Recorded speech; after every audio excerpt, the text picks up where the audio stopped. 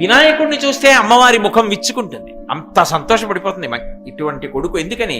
తనకి కాదు అక్కర, తన భర్తకి అక్కర. అందుకు ఆవిడ సంతోషం. ఒక ధర్మపత్నికి ఉండేటటువంటి లక్షణం పతివ్రతా లక్షణం. అందుకే అఖిలాండేశ్వరీ దేవాలయం అని దక్షిణ దేశంలో జంబుకేశ్వరంలో ఉంది. అమ్మవారి తేజస్సు ముందు నిలబడలేకపోయారు ఒకప్పుడు, ఎవరు వెళ్ళలేకపోయేవారు లోపలికి.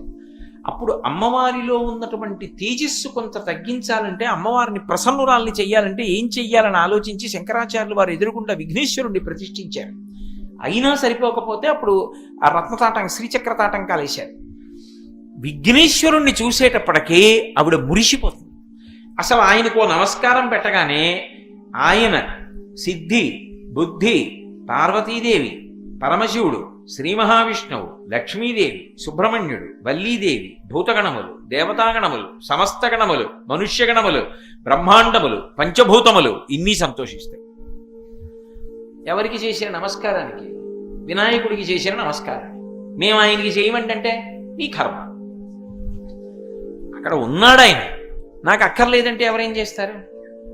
కాబట్టి అంతటి అద్భుతమూర్తి ఆయన. విశేషం ఏంటంటే ఆయన జలంగా ఉంటాడు, నీటిగా ఉంటాడు లోకంలో.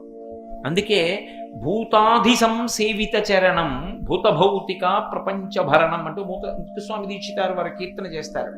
ఆయన ప్రధానమైనటువంటి రూపము జలరూపము. అందుకే 9 రోజులు వినాయక గణపతి నవరాత్రి ఉత్సవాలు చేసేస్తే ఆ మూర్తిని ఎక్కడ కలిపేస్తారంటే మళ్ళీ పట్టుకెళ్ళి నీళ్లలోనే కలుపుతారు. ఎందుకంటే ఆయన యొక్క చిన్న తేజస్సు ఆయన యొక్క పెద్ద తేజస్సులోకి వెళ్ళిపోతుంది. అంతేకాదు, ఆయన పూజ చేసిన కారణం చేత మనందరికీ కూడా ఆరోగ్యం సిద్ధిస్తుంది, బాహ్యంలో కూడా. ఎందుకని?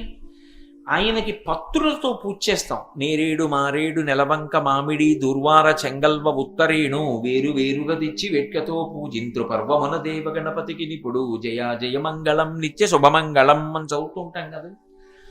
ఇందులో అన్ని ఔషధీతత్వం ఉన్నవి. నేరేడు, తెల్లారి లేస్తే నేరేడు పళ్ళు కోరుకుని ఎవరు తింటారు? మధుమేహ వ్యాధిగ్రస్తులు అందరూ తింటారు. 2, నేరేడు పండు సంవత్సరానికి ఒక్కసారైనా తినమంటారు. ఎందుకో తెలుసా? జీర్ణం కాకుండా లోపల ఉండిపోయిన వెంట్రుక కూడా జీర్ణం అయిపోతుందంటారు. పొరపాటున వెంట్రుక లోపలికి వెడితే నేరేడు పండు స్పర్శకి జీర్ణం అవుతుందంటారు. అంతటి ఔషధీతత్వం. అటువంటి నేరేడు, మారేడుకి చెప్పవలసిన అవసరం ఏముంది? అసలు మారేడుని మించినటువంటి ఔషధి ప్రపంచంలో లేదు.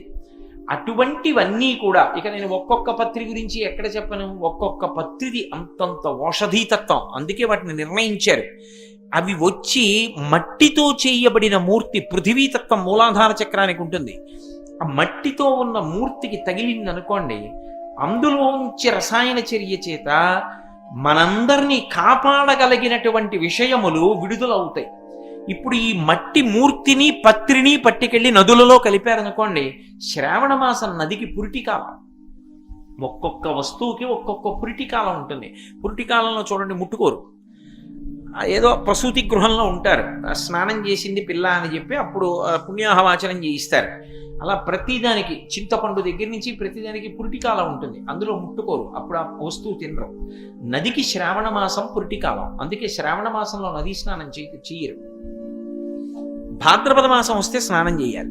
శ్రావణ మాసంలో విషతుల్యములవుతాయి నీరు, విషం ప్రవేశిస్తుంది నీటిలోకి. ఎందుకని అంటే 2 కారణాలు. ఒకటి, మబ్బు బాగా కిందకి దిగిపోతుంది, చంద్రకిరణములు పడవు, ఔషధీతత్వం అమృత కిరణ స్పర్శ తగ్గిపోతుంది నీటికి. 2వది, ఈ వరద ఎక్కడ పెరిగి నీరు ప్రవాహం వస్తుందో తెలియదు. ఇప్పుడు ఇక్కడ గోదావరి పొంగింది అనుకుంటాం, కానీ ఇక్కడ గోదావరి పొంగడానికి పైన ఎక్కడో పెద్ద వానలు పడి ఎక్కడ ప్రవాహం పైకి బాగా ఉధృతంగా వస్తుందో తెలియదు. అలా వస్తున్నప్పుడు ఏదో పుట్టల మించి ఎక్కువచ్చేస్తుంది. వచ్చినప్పుడు పుట్టల్లో కలుగుల్లో ఉన్నటువంటి పెద్ద పెద్ద పావులు నీటిలో కొట్టుకొస్తూ అవి విషాన్ని చిమ్ముతాయి, నీరు విషమైపోతుంది. పైగా అనేకమైన అక్కర్లేని వస్తువులన్నింటినీ ముట్టుకుంటూ వస్తుంది నీరప్పుడు. వచ్చినప్పుడు నీటి యందు దోషము ప్రబలుతుంది, బురద రంగులోకి వస్తుంది నీరు. అప్పుడు విఘ్నేశ్వర ప్రతిమ, మట్టితో ఉన్న ప్రతిమ, 21 రకాల పత్రులు, ఔషధీతత్వం కలిగిన పత్రులు నదీ జలాల్లో కలిస్తే ఈ పత్రి అంతా ములిగి లోపలికి వెళ్ళి కూర్చుంటుంది. వీటిల్లోంచి ఓషధీ తత్వం వస్తుంది. మారేడులోంచి మారేడు, తులసిలోంచి తులసి. ఈ మధ్య శాస్త్రవేత్తలు కూడా అంగీకరిస్తున్నారు, నీటిలో ఫ్లోరైడ్ ఉన్న చోట్ల విపరీతమైన వ్యాధులు వచ్చేవి, తులసితో కలిస్తే ఫ్లోరైడ్ కూడా విరిగిపోతుంది అని ఇప్పుడు శాస్త్రవేత్తలు అంగీకరిస్తారు. ఆ తులసి ఇటువంటివన్నీ నదీ గర్భంలోకి వెళ్ళాయనుకోండి, ఆ పత్రి స్పర్శ చేత నీరంతా కూడా మళ్ళీ త్రాగడానికి యోగ్యమైపోయి భాద్రపద మాసం నుంచి మళ్ళీ ఆ నీళ్ళన్నీ తాగడం మొదలుపెట్టి, ఆ నీళ్ళన్నీ పొలాల్లోకి వచ్చి పంటలకి వాటికి ఉపయోగించడం మొదలుపెట్టి మళ్ళీ స్నానం చేస్తారు. కాబట్టి విఘ్నేశ్వరుడి యొక్క ఆరాధన బాహ్యంలోనే కాదు, ఆంతరమునందు కూడా సర్వజనులకు ఉపయుక్తమైనటువంటి విశేషం. అందుకే అగజానన పద్మార్కం, అమ్మవారి ముఖమనబడేటటువంటి పద్మము ఆ విఘ్నేశ్వరుడి యొక్క ముఖమనబడేటటువంటి సూర్యబింబాన్ని చూడగానే విచ్చుకుంటుందిట. గజానన మహర్నిశం, ఏనుగు ముఖం కలిగినటువంటి వాణ్ణి ఏదో ఒకసారి కాదు, అహర్నిశం రాత్రి పగలు కూడా నేను ధ్యానిస్తున్నాను. అనేకదం తం భక్తానాం, అనేకదంతం కాదు, అనేక దం, అనేకమైనటువంటి కోరికలను భక్తులకు ఇచ్చేటటువంటి వాణ్ణి. అనేక దం తం భక్తానాం ఏకదంతం ఉపాస్మహే. ఏకదంతం అంటే ఒకే దంతం ఉన్నవాణ్ణి ఉపాస్మహే.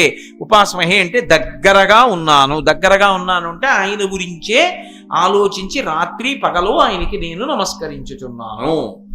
అందుకే విఘ్నేశ్వర నమస్కారాన్ని ఎప్పుడు చెప్పినా ఏదో ఒక్కసారి అని వాడరు. అందుకే శంకర భగవత్పాదులు కూడా ఈ శ్లోకాన్ని ప్రారంభం చేసేటప్పుడు సదాబాల రూపాపి విఘ్నాద్రిహంత్రి అని మొదలుపెట్టారు. సదా, ఎప్పుడూ నమస్కరించవలసిన వాడు ఎవరు అంటే విఘ్నేశ్వరుడు. ఎప్పుడో ఒకసారి కాదు, అసలు అస్తమానం ఓసారి ఆయన్ని తెలుసుకుని నమస్కారం చేస్తూ ఉండాలి. అందుకే గణపతి అయ్యారు. గ అంటే కదలిక.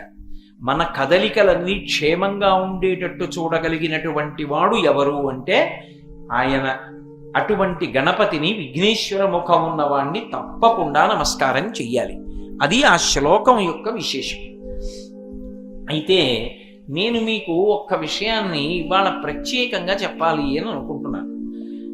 శమంతకోపాఖ్యానము అని చెప్పి ఒక కథ వింటుంటాం. మనకి లోకంలో ఏదైనా ఒక వ్రతం చేశామనుకోండి, ఏ వ్రతమైన ఋషి ప్రోక్తం. ఆ వ్రతం ఎలా చెయ్యాలో ఋషి చెప్తాడు.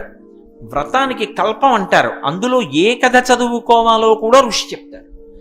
ఆ కథని చదువుకుంటుంటాం. ఏదో శ్రావణ శుక్రవారం వచ్చిందనుకోండి, వరలక్ష్మీ వ్రతం కథ, చారుమతి కథ అని చదువుకుంటాం. అన్నవరం సత్యనారాయణ స్వామి వారి వ్రతం చేశామనుకోండి, 5 కథలు ఉంటాయి. ఆ 5 కథలు చదువుకుంటూ ఉంటాం.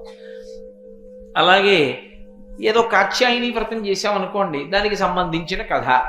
ప్రతిదానికి ఒక కథ ఉంటుంది. ఆ కథలో అసలు ఆ పూజ ఎవరు చేశారు, ఎలా చేశారు, దానివల్ల ఏ ఫలితాలు వచ్చాయి అన్నీ చెప్తారు. ఒక్క విఘ్నేశ్వరుడికి సంబంధించినటువంటి కథ మాత్రం కేవలముగా అదేదో ఎలా చెయ్యాలో తెలుసుకోవడానికి కాదు, అదొక పరమాద్భుతమైనటువంటి విశేషంతో ఉంటుంది. మిగిలినటువంటి ఏ వ్రతానికి లేనటువంటి అద్భుతమైన విశేషాలతో కూడుకున్న కథ ఒక్క వినాయక వ్రత కల్పానికి ఉంది. అయితే దురదృష్టం ఏమిటంటే ఇవాళ చిన్న చిన్న పుస్తకాల్లో మనం ఏది వినాయక వ్రత కల్పంలో ఉన్నటువంటి కథ అని చదువుతున్నామో ఆ కథ సమగ్రమైనటువంటి రూపంతో లేదు. అసలు వినాయక వ్రతంలో చదువుకోవలసినటువంటి కథని పరాశర మహర్షి విష్ణు పురాణంలో ఇచ్చారు, వ్యాస భగవానుడు స్కాంద పురాణంలో ఇచ్చాడు. కాబట్టి ఒక్కసారి వినాయక వ్రత కథని విన్నారనుకోండి, అసలు కథ ఏది, ఎలా చదవాలి అన్నది మీకు అర్థం అవుతుంది.